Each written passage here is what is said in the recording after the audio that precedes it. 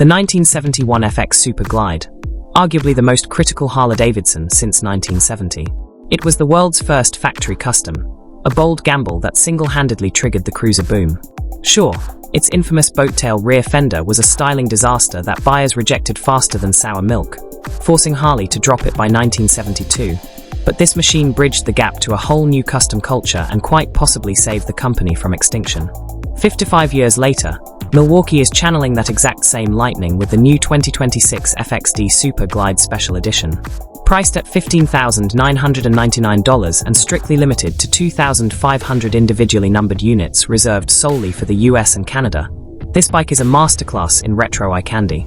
The visual centerpiece is the iconic red and blue graphics splashed across a beefy 5.0-gallon tank, perfectly complemented by an unapologetic, blinding abundance of chrome. But underneath that glorious 1970s disco suit lies a thoroughly modern, rigid Softail chassis, trading the historical kidney-bruising ride of yesteryear for modern structural integrity and precise, sophisticated damping.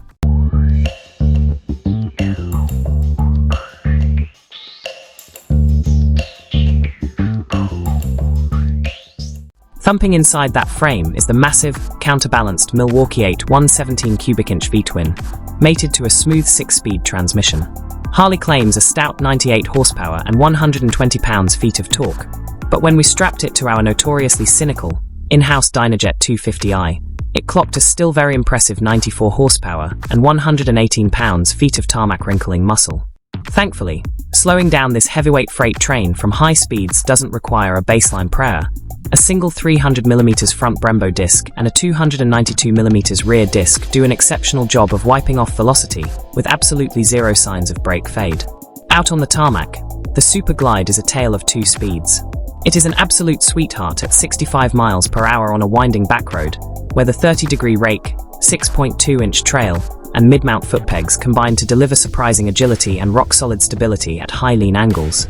Try to sustain 75 miles per hour on the open interstate, however, and the hands-in-the-wind riding position turns your torso into a human parachute, making long highway stints a physical endurance test. Furthermore, unless your arms possess the majestic, lengthy reach of a 6'2" gorilla, full-lock parking lot maneuvers will definitely challenge your physical boundaries.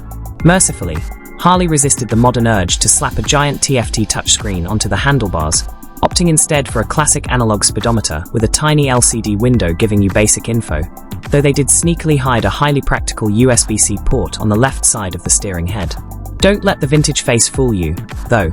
It packs rain, road, and sport modes alongside a full suite of electronic guardian angels, including straight line and cornering ABS, traction control, and drag torque slip control, plus a tire pressure monitoring system.